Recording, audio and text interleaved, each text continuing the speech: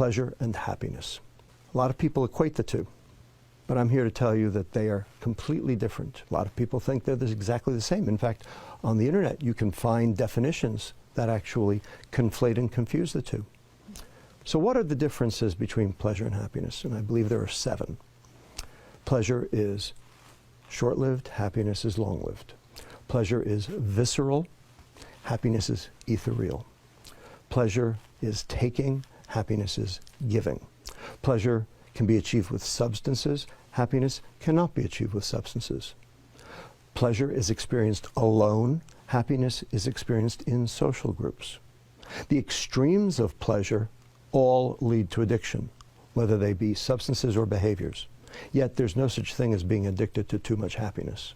And finally, number 7, most important, pleasure is dopamine and happiness is serotonin. Now, these are 2 biochemicals. These are 2 neurotransmitters. These are 2 chemicals that the brain makes and uses to communicate between one neuron, brain cell, and another.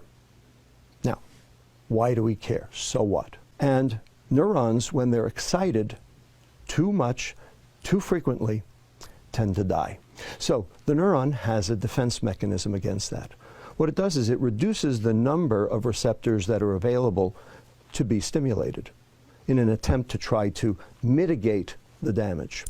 Now, there's one thing that downregulates serotonin: dopamine.